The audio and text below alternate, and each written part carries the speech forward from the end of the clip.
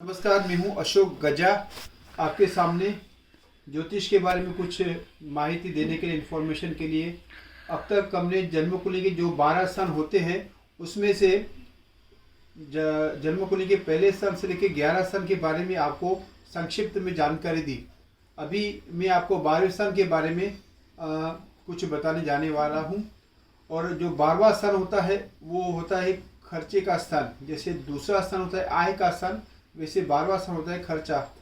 जो बंदा किसके पीछे कब खर्चा करेगा, कितना खर्चा होगा, वो सब हमने 12वें स्थान से जान सकते हैं। उसी तरह से मोक्ष का स्थान भी 12वां स्थान माना जाता है, बेडरूम का स्थान भी 12वां स्थान माना जाता है।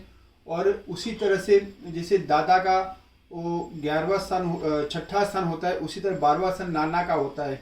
तो इसी तरह से हम जो जन्म कुंडली में 12वें स्थान के बारे में ये जो जानकारी हासिल कर सकते हैं। और 12वें स्थान का जो ग्रह होता है, जैसे कि राहु अगर बैठा है 12वें स्थान में, तो बंदे को वो ऑल ऑफ सडन कुछ भी खर्चा आ सकता है। राहु और गुरु अगर 12वें स्थान में बैठे हैं तो उनको कभी भी किसी को भी पैसे उधार नहीं देने चाहिए, क्योंकि अगर वो पैसे देगा तो वापस आने वाले नहीं है।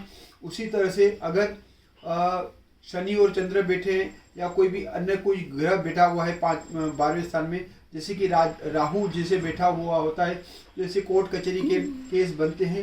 शनि अगर बैठा है 12वें स्थान में तो उसको भी सरकार से लेके काफ़ी सोच समझ के काम करनी चाहिए, ताकि वो किसी भी परिस्थिति मतलब ऐसी ना आ जाए जिसकी वजह से वो परेशान होना पड़े।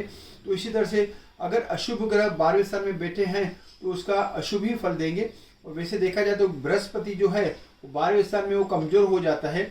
तो इसी तरह बृहस्पति अगर 12वें स्थान में, वैसे वो 7वें दृष्टि से छठे स्थान को देखता है, और जो 9वीं दृष्टि है उससे वो 8वें स्थान को देखता है।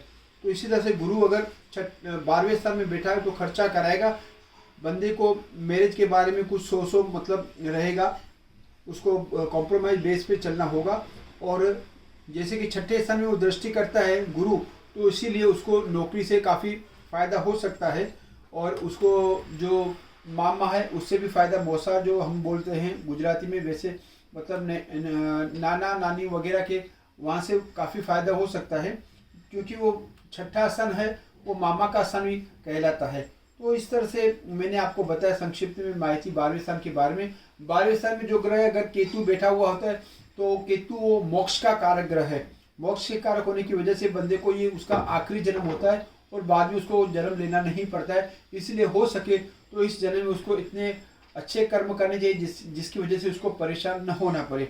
वैसे देखा जाए तो 12वें स्थान में और दूसरे स्थान में अगर पाप ग्रह बैठे हुए होते हैं तो उस बंदे को आँखों का जो दृष्टि है वो कमज़ोर होती है, उसको आँखों के नंबर आ जाते हैं।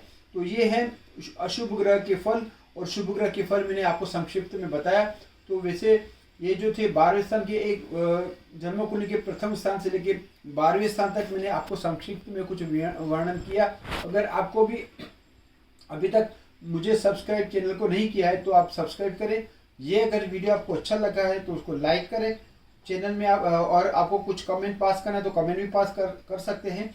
और मैंने वैसे डिस्क्रिप्शन में मैंने पूरा अपना व्हाट्सएप का नंबर भी लिखा हुआ है। अगर आपको भी ज्योतिष के बारे में कुछ भी मार्गदर्शन लेना है तो आप मुझे कांटेक्ट करके मार्गदर्शन ले सकते हैं। ज्योतिष क्या है? ज्योतिष एक्चुअली वो मार्गदर्शन का काम, मैंने पहले भी जैसे बताया, मार्गदर्शन का काम करता है। जन्म कुंडली में 12 स्थान होते हैं। 12 स्थान में अपनी जन्म से लेकर मृत्यु तक की सारी इन्फॉर्मेशन इसमें से मिल सकती है। बंदे को चाहिए कोई अच्छे एस्ट्रोलॉजर्स को बता के, सर्टिफाइड हो एस्ट्रोलॉजर हो, अच्छा एस्ट्रोलॉजर हो जो आपको गाइड कर सके कौन सा रत्न पहनना, कौन सी पूजा पाठ करानी, जिसकी वजह से आपको जो भी परेशानी आती है या जो भी आपको मार्गदर्शन लेना है, पढ़ाई के बारे में हो, मैरिज के बारे में हो, संतान के बारे में हो, हेल्थ के बारे में हो, तो माहिती आप उसमें से ले सकते हैं। आपके लिए इतना काफ़ी है। नमस्कार, जय श्री कृष्ण।